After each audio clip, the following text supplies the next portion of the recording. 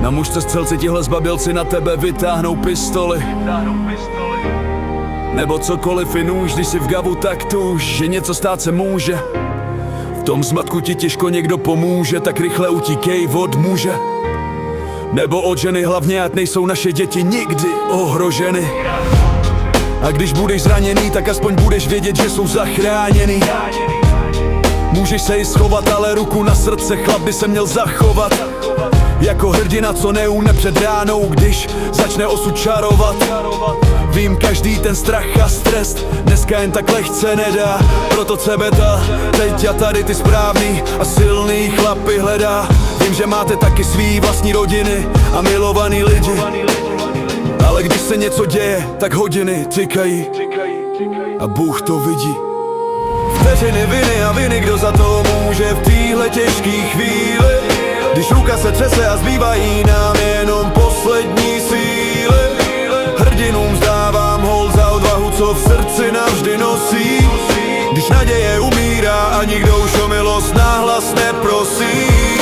Vteřiny viny a viny, světlo se v temnotě pomalu ztrácí, ale pravý hrdina se pro životy druhých zpátky vrací. I ten útočník někdy v minulosti ztratil to svoje drahý zlato, třeba svoji rodinu, svoji práci, a teď už mu nic nestojí za to.